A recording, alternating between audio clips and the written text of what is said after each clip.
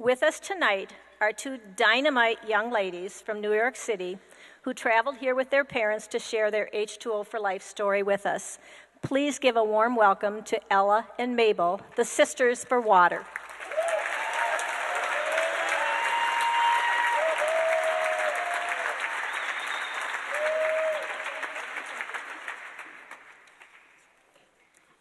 It all started with a high five. In the summer of 2012, my sister and I met Katie Spots at the Chautauqua Institute after a mind-blowing speech on water rights. As many of you know, Katie went on to become an H2O for Life ambassador, speaking to schools for over 3 years. Inspired by Katie, we connected her organization at the time, Sisters4Water, to our craft sales, which Mabel and I had been doing for the 2 years in support of other human and environmental rights organizations. Ella and I had started holding our annual craft sales on Nantucket in 2010. It started as Ella's pot holders and painted rocks and shells. Since all our materials are donated, every penny we make goes directly to the organizations we support. In 2010, we chose Byrne Animal Shelter.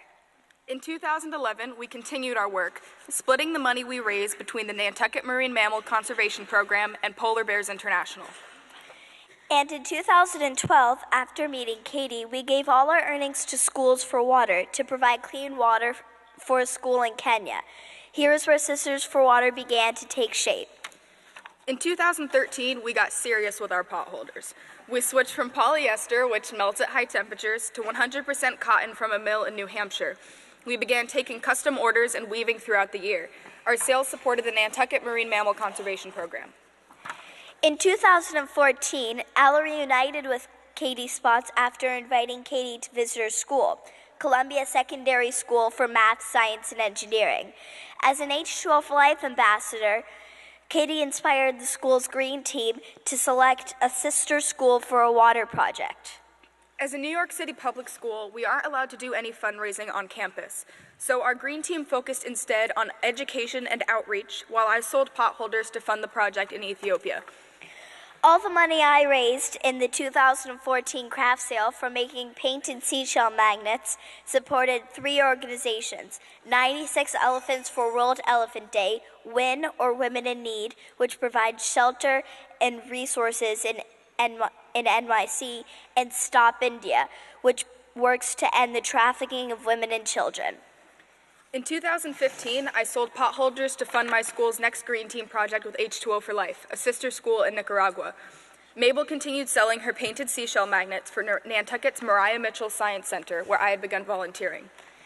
By 2016, we were both making pot holders. We dedicated all our earnings to H2O for Life, fully funding a water project in Nicaragua.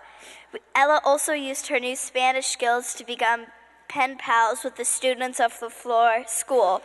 We also learned that brownies and lemonade are a great business tool and prove very useful in attracting customers. In 2017, Sisters4Water was born. We continued to dedicate 100% of the money we made to H2O for Life, funding water projects in Haiti and Nicaragua. This year, we are making our biggest pledge ever of $3,500 for a Midigwe primary school in Kenya.